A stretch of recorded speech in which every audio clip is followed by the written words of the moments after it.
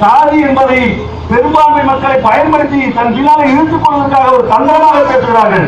கொங்கு வேளாளர் இளைஞர் பேரவை, கொங்கு வேளாளர் கவுண்டர் பேரவை என்று சொல்றாங்க. அந்த சாதியில் இருக்கிற தொழிலாளிக்கு சார்பாக பேசுவானா?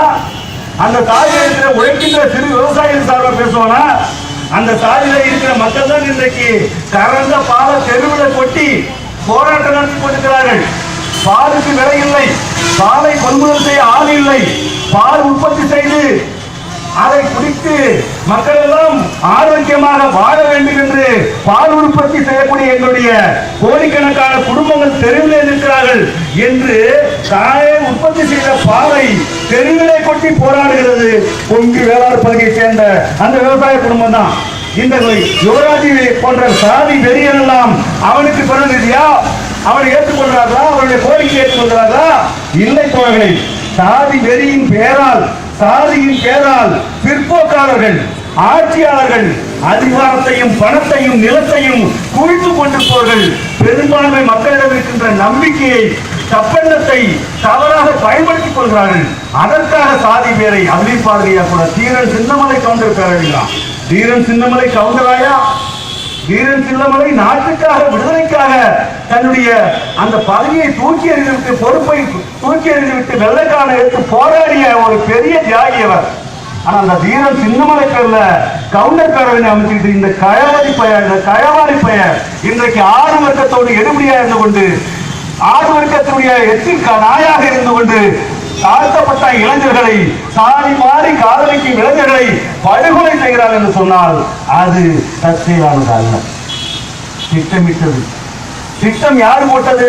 யுவராஜ் மட்டும் போடல. திட்டம் இந்த அரசியல்வாதிகள் போடுகிறார்கள். இந்த அரசியலுக்கு துணை போகிற சாதி வரி இயக்கங்கள் போடுகிறது. சாதி வரி இயக்கங்களாம் ஒன்று சேர்ந்து சாதி சமுதாய இயக்கம், சாதிய பாதுகாப்பு இயக்கம் என்று ராமதாஸ் தலையை அமைத்தார்கள். அப்பவே போடப்பட்டது. காதலுக்கு எதிராக குறிவைத்து தாக்குவோம் என்று வெறி கொண்டு அழிந்தார்கள் பாருங்க. அது சாதி வெறினால் வந்ததல்ல, அதுக்கு மாறாக தன் சாதியில் இருக்கின்ற மக்களுக்கு வெறி ஊட்டுவதற்காக வந்தது. அந்த வெறியை ஊட்டினால்தான் அப்புறம் ஓட்டாக மாற்ற முடியும். அப்புறம் ஓட்டாக மாற்றினால்தான் அப்போது அம்மாவோடு கூட்டணி சேர்ந்து ஆட்சியை பிடிக்க முடியும். ஆட்சியை பிடிக்கிறோமோ இல்ல, கூட்டணியில பெட்டியாவது கிடைக்கும், அல்லது 2 சீட்டாவது கிடைக்கும், எம்பியாவது கிடைக்கும், எம்எல்ஏவாவது கிடைக்கும். இதை வைத்துக் கொண்டு கோடி கோடியா சம்பாதிக்கலாம். இவனுக்கெல்லாம் சாதி வெறியெல்லாம் கிடையாது.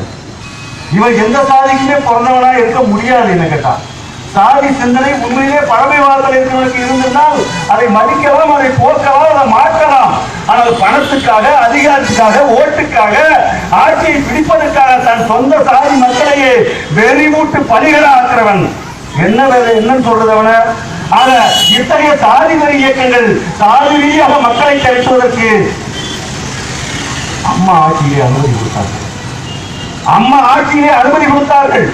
அம்மாவுடைய ஆட்சியிலே அனுமதி கொடுத்தார்கள். ஏன் சொல்கிறேன் சொன்னால், இத்தகைய துவேஷ பிரச்சாரத்தை பிற சாதியுடைய இளைஞர்களுக்கும், பிற சாதியுடைய மக்களுடைய நியாயமான தனிநபர் விருப்பத்துக்கும் எதிராக துஷ்பிரயோகம் பண்ணி முறையில, கொலை கூட நடக்கக்கூடிய முறையில ஒரு பிரச்சாரம் பண்ணுகிற கூட்டத்தை முதலில் அதிமுக ஆட்சி அனுமதி கொடுத்தது. அதன் மூலமாக சாதி வெறி ஊட்டப்பட்டார்கள்.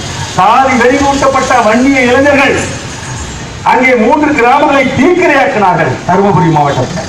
அது தற்செயலானது அல்ல. என்ன கேட்ட தோழர்கள் சொன்னாங்க, காவல்துறையினுடைய குற்றமாக சொன்னார்கள். காவல்துறை அல்ல எங்க முதன்மையான குற்றவாளி.